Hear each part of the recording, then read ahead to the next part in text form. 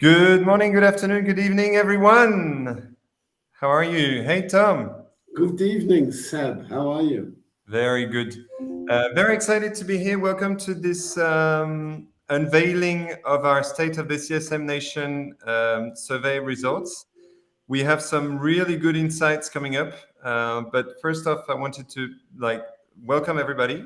We have a pretty good turn up of customer success managers, heads of customer success in the crowd. So feel very, very welcome. And I wanted to introduce Tom, who will be leading the show with me. We've been partnering with Tom for a while now. It's always a pleasure. Tom, I'll let you introduce yourself in just a minute.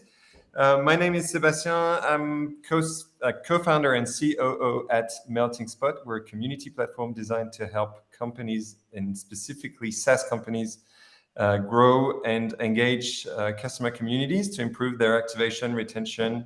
And so very excited to be here. Tom, over to you. Tell us about yourself and Customer Cross. Well, hi, Seb, and hi, everyone. Thank you for having me on the show, Seb.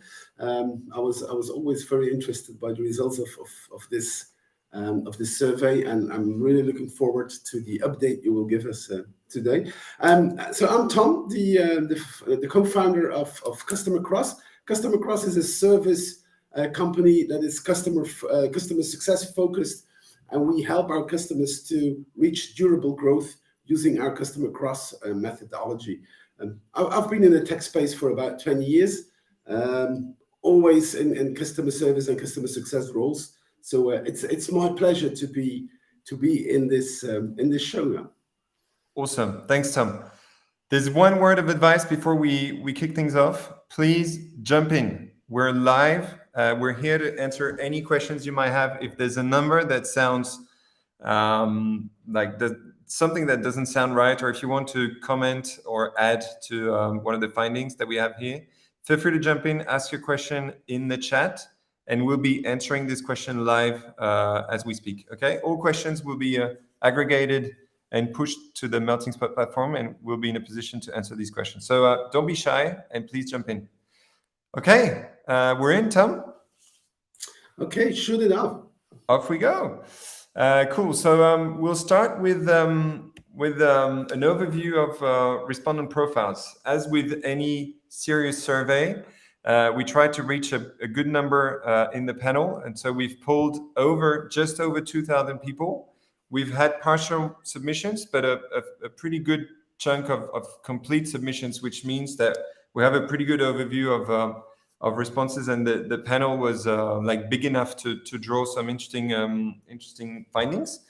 In terms of who we pulled, we've been targeting obviously the customer success function. We had about a third of respondents in the high pay grade category, head of customer success or customer success directors, and then we had a good chunk of CSMs, so the ones that are hands-on and operationally involved in customer success, and then a mix of more specialized functions and a few C levels as well. So the one thing that we can say is that sorry, I want to. Is that the customer success function hasn't really been specialized yet so far. So we don't have many customer education managers, although 42% of companies are considering launching or about to launch a customer education function. So it's a pretty generic panel that we have here. And if we want to look at more specifically the industry, the geography, and the company size, no surprise here, we have a lot of SaaS companies, probably because we targeted SaaS, but also simply because customer success is mostly a SaaS thing. Although, as you can see, 25% of respondents are not in SaaS, and we're seeing a rise in customer success managers into other industries as well, and specifically professional services, including consulting, advisory, audit businesses that tend to focus a lot more on customer relationships and that have grown a function, a customer success function. So that's interesting. We're not only talking SaaS here, but also services. Do you want to jump in, Tom? Yep. Yeah, we noticed the same thing. Until recently, we would mostly be asked by SaaS companies to advise them, and we see more and more professional service companies coming towards us with a question for help. So yeah, I can only confirm what you just said. Awesome. In terms of geography, we have a very good balance between Americas, EMEA, and Asia Pacific. So means that we have a pretty relevant panel, I guess. And in terms of size, the sweet spot is somewhere between 11 and 100 staff, which means that we there's a lot of interest among accelerating SaaS, so sort of late seed, Series A, Series B, are starting to sort of focus a lot more on customer success, which is very interesting because these companies are also the ones that have like tight budgets, meaning that they need to find a way to do more with less. And so we'll touch on that in a minute. Okay, I don't think there's any questions so far. Speaking of size, we found super interesting to analyze the number of CSMs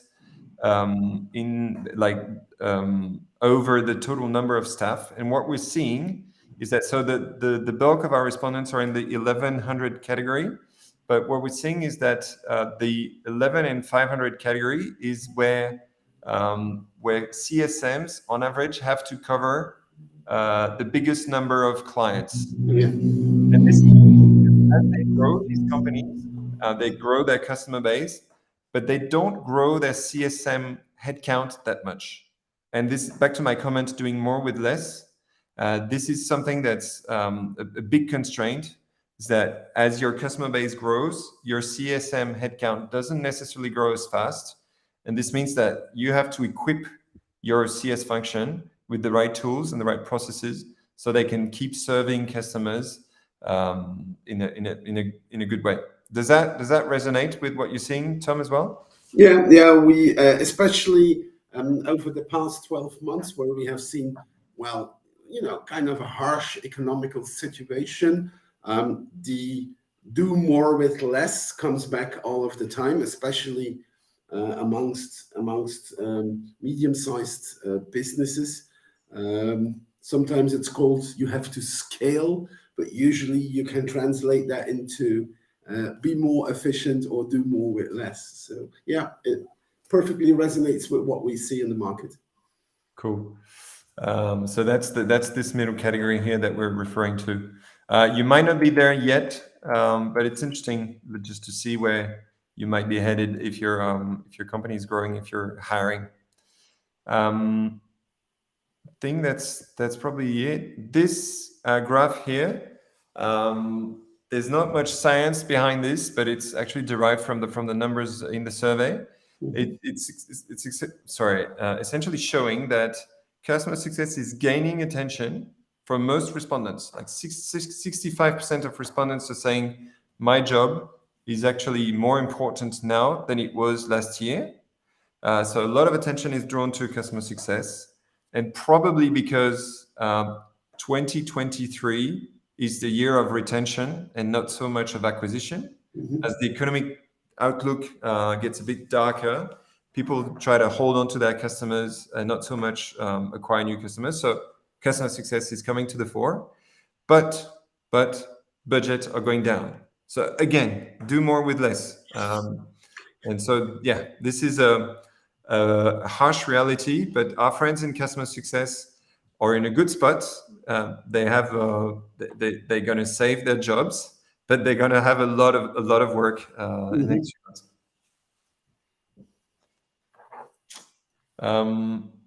That's this pretty much.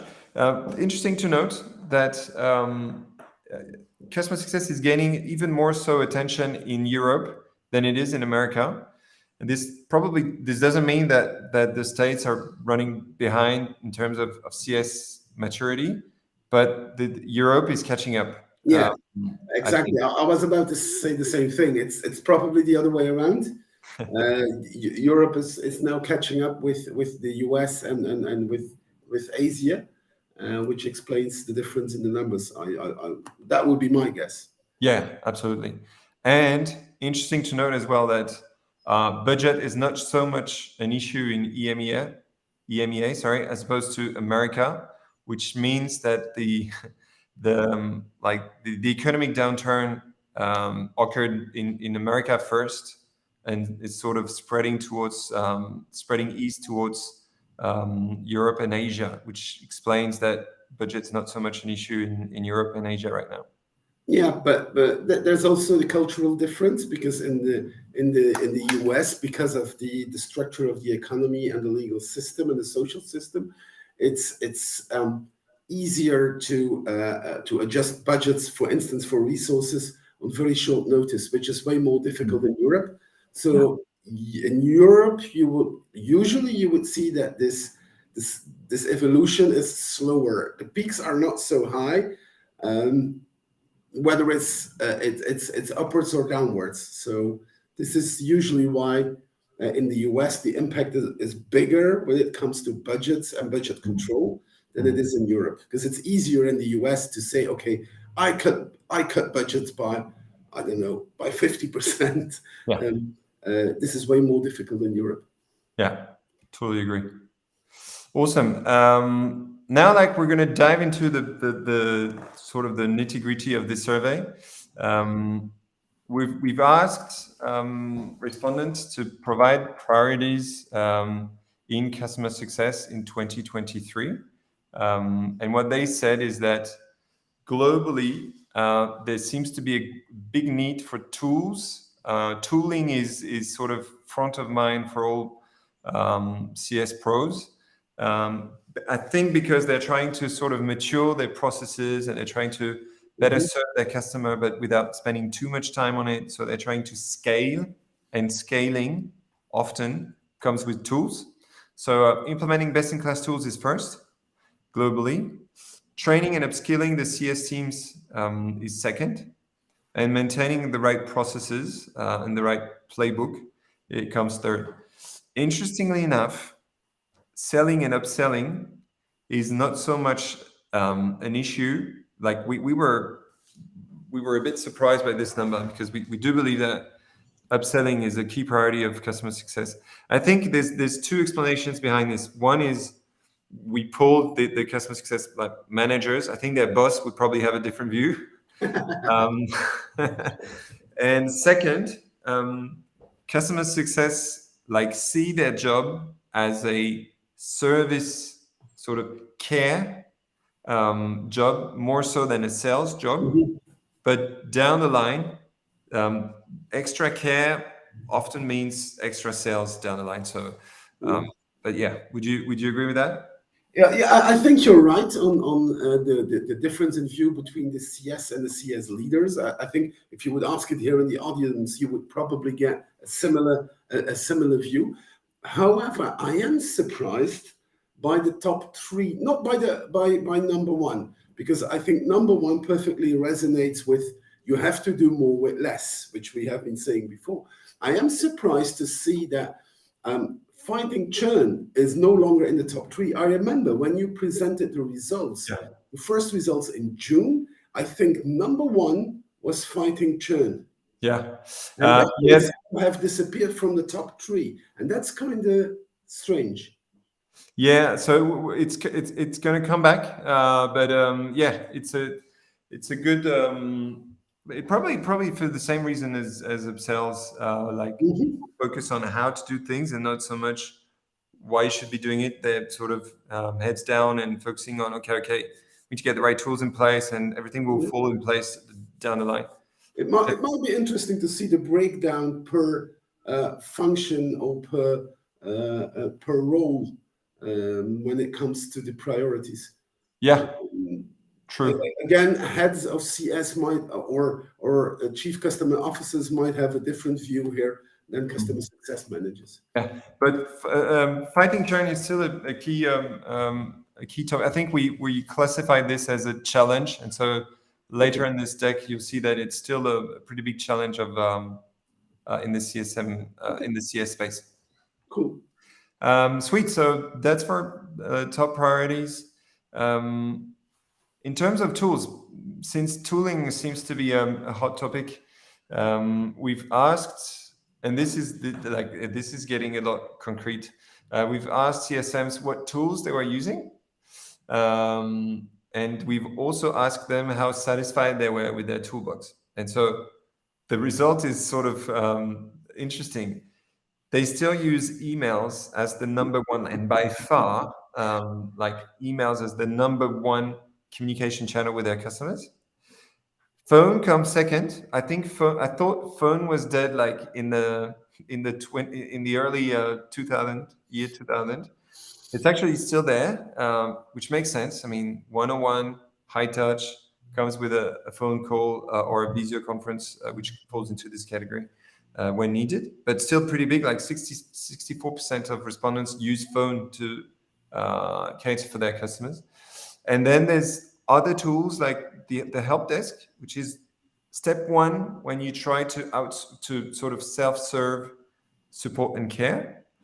And then step two is the customer success platform. Like it goes beyond just the help desk. There's also a back office attached to it, like telling you what to do, when to perform the action.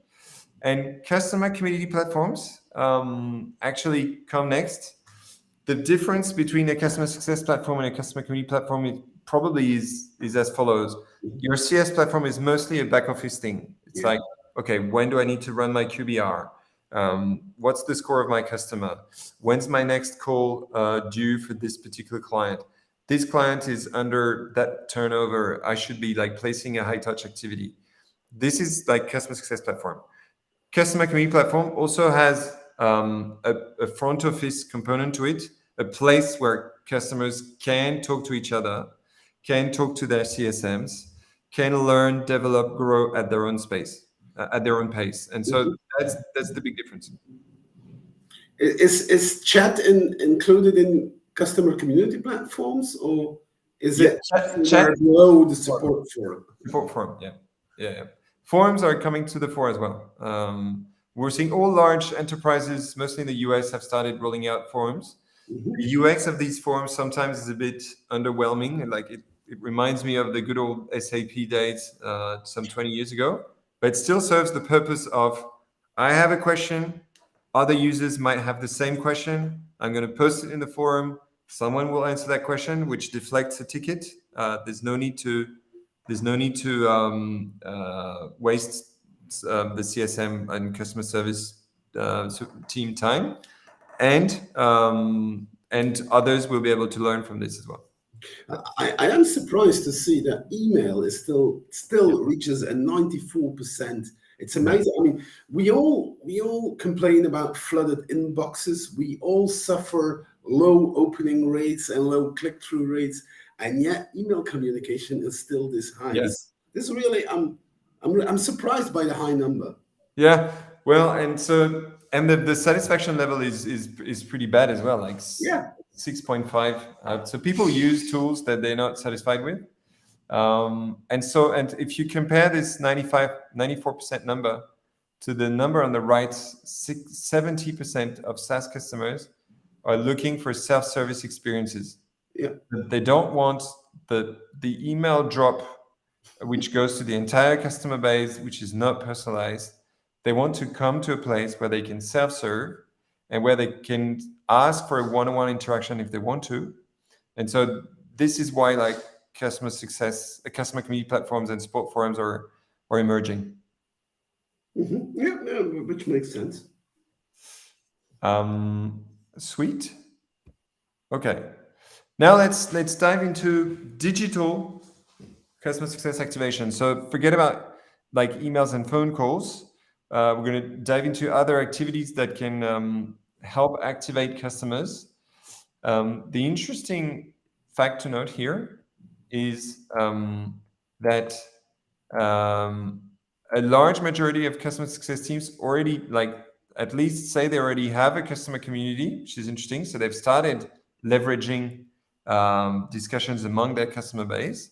And then the rest is interesting. Like in terms of digital low touch activities, product demos are coming first. So a lot more CS actually do product marketing activities with product demos, and that makes sense. It's like rather than explaining one-on-one to a customer how to use a tool or a service, and we're talking in the SaaS world here. Instead of doing this one-on-one, like why don't I just invite the right segment of my customer base to a particular live product demo where I'm going to showcase a feature that should be spot on for them. And so we're seeing a lot more live product demos coming up, which is interesting. And webinars are still strong. They didn't die of COVID. Everyone thought so, but we're still seeing a lot of webinars. On-demand video is big. Yeah. Like tutorials. Some people sometimes they like the very basic version of that is like I have a YouTube channel and you can sort of browse tutorials. The more advanced version of that is that you have a more like better organized tutorial library, resource library. But this goes hand in hand with the 70% of self-service, which we saw on the other slide. I mean, on-demand video tutorials are a typical, easy-to-use self-service tool, and this is what especially the younger generation of users is used to. That's how they have been living for the past 10 years. So it used to be B2C, and it's becoming B2B now. So it doesn't surprise me. Yeah, that's very usual. Like B2C trends tend to penetrate B2B a few years later. The other activities performed are like live group onboarding sessions. It's like rather than onboarding my customers one-on-one, all my low-touch customers, like small basket sizes, people that I do want to activate because they might be my big customers tomorrow. But I can't just afford the time to spend like one-on-one onboarding sessions with these customers. And then the online support forum is also coming up. I mentioned earlier that 70% of companies have started or are considering launching a customer community. This number is really big. Like we were a bit surprised as well, and half of them actually have started, which means that it's a big trend at play. Okay, now we're focusing on challenges going forward, like in terms of looking into the future in the CS world. What's sort of troubling you? What's your biggest challenge? And here we find the usual suspects. It's Okay. It's very dependent on company size, though. I'll let you comment that one, Tom, because I'm sure you have a lot to share. Well, I'm happy to see fighting churn on the number one spot, because let's not forget that it is still the core business of customer success is to make your customers so successful so that the next renewal becomes a no-brainer. So fighting churn is your core business. This is why it was why the concept of customer success was created some 20 years ago. So happy to see that, especially in harsh economical times, as you mentioned. It is also important not to lose your existing customer base. So 58%. I would even have expected it to be higher, but let's turn it. As you know, I'm a very positive person, so let's turn it upside down and say, good to see that 60% of the users still thinks that fighting churn is our number one challenge. Yeah, sweet. And then you see, like, new feature adoption and onboarding is actually all about both, at least in my humble opinion, are linked to customer or user adoption and getting users on your platform or your product, and that seems to be a big issue as well, because it's number 2 and 3, right? Yeah, absolutely. The reducing the inbound support calls comes last, which I think makes sense because it's probably already like somewhat addressed within most companies, and it's easier to address as well. Yeah, though I think seeing the number of emails, that's seeing the importance of email, which we saw on the last slide. In my humble opinion, the biggest challenge should be how can we reduce the number of emails, because emails are way less efficient. They take up a lot of your time and they cause a lot of frustration with your customers. It's better to go. It's even better to go to WhatsApp or whatever than to jump on an email. So okay, reducing inbound support calls, I can get that one, but I would expect my advice to customers would be, before even trying to reduce the number of inbound support calls, try to reduce the number of emails being Yeah. sent back and forward with your customers, because that takes up a lot more time and it causes a lot more frustration and bad user experience. Yeah. And speaking of emails and cluttered inboxes, Adeli from Argentina is asking a question or commenting on the right channels to use with your customers. She says that WhatsApp is gaining a lot of traction in Argentina, but it's causing big issues in terms of separating out personal and Yeah, professional. There's also, so that's it's obviously, intrusive, right? It's intrusive. Yeah. yeah, intrusive and yeah. What we realized, and we've been testing these channels as well, is that when you use the same tool for personal and professional, it like your professional content tends to lose to lose quality. Yeah. People start like talking in a very informal way, and so that's the first thing. And second thing, WhatsApp is amazing, but it's as you know, because everyone uses it in the personal life, it's hard to organize. Like you can create separate groups, but within a group you can't really create separate Yeah, topics. that's right. So you might have people that share a common interest in a large group, but with one particular topic wouldn't be like relevant to others. And secondly, it's linear. Okay, Yeah. you talk. Whoever talks last gets the most attention, and so you sort of in the business world when discussing topics, if you want to turn discussions into knowledge, you need to organize those discussions, and that's why forums are emerging. It's the best way to turn conversations into knowledge. Yeah, yeah, What yeah. does it ever do? Amen to that, Tom. I confirm. Cool, awesome. Thanks. I'm teasing you. Okay, let's. We're getting to the end of this talk. Like we always try and stick to timing. We know your time is precious. If we want to conclude on this survey, and there's a lot more to say, and we're very happy to pick up a conversation with you guys. We're going to be posting in the chat a link that you can use to book some time with myself or Tom. But in conclusion, customer success is gaining a lot of attention everywhere across the globe. And with the current economic downturn, SMBs in particular are catching up on large corporates in terms of tooling and processes. So if you're in the business of customer success tools, you should be in a good spot. In terms of customer success teams' priorities, they are asked to implement a lot of tools and processes. And they've started rolling out tools, especially in America, where budget is a bit more under pressure. And so they are essentially, in a nutshell, trying to do more with less. In terms of priorities, tooling comes first, as we said, with a view to scale CS operations and trainings, as well as upskilling their internal teams, not just their customers. And lastly, digital customer success.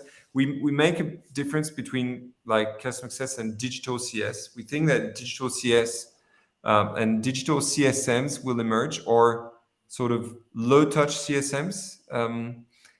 You're all very confident with, you're very comfortable, sorry, with the high touch versus mid touch versus low touch versus tech touch.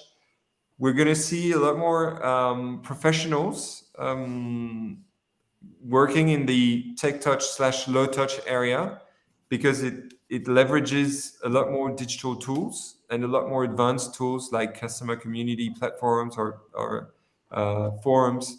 And so if you're a customer success and you have skills in digital / low code, you should be in a good spot as well, and you should have many job opportunities in the near term. That's the overall view. If there's more questions, like we're going to be diving into another precise topic in a few weeks' time on September 21st, actually next week, sorry. Next Thursday, we'll be talking about transitioning from a high touch to a dynamic low touch customer success model. I just touched on it, so feel free to join us next week. How can you transform a 101 customer success model into a low touch customer success model to serve more customers more efficiently? So we're going to dive into like strategies, techniques, tools, playbooks, processes. So it should be interesting. So feel free to tune in. You just click back to lives if you're on Melting Spot right now, and you can register to this upcoming session. So looking forward to this. Tom, do you want to share a few words, final words? Well, just one final remark on the conclusions. On a number of occasions, we mentioned that people are looking into tools to scale and so on and so on. Everybody in the audience who are actually thinking of buying tools to scale or to automate things, do bear in mind that a tool as such is not going to solve anything, right? It's the entire process of getting your users and your customers on it that will solve the issue. So when you think of buying a tool, don't forget to pay attention to the full picture, which is, okay, what do I want to achieve? How will I get everybody on my tool? And how will I maintain my tool? Right? So that was just a couple of final words on the tools and the scaling. Word of wisdom. Don't dive right into the tooling without thinking through your process and making sure your tool will be fitting the purpose. Exactly. A tool is a tool, not the purpose.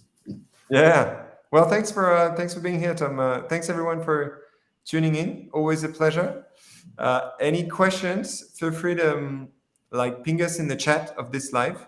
If you want us to reach out, feel free to put a thumb up at the end and happy to talk comment so we can get back to you, or book a meeting. We're going to share a meeting link so you can book a meeting right into our diaries. Thank you very much for tuning in, and see you next week. See you soon, Tom. Thank you. Bye. Always a pleasure. Bye. Cheers.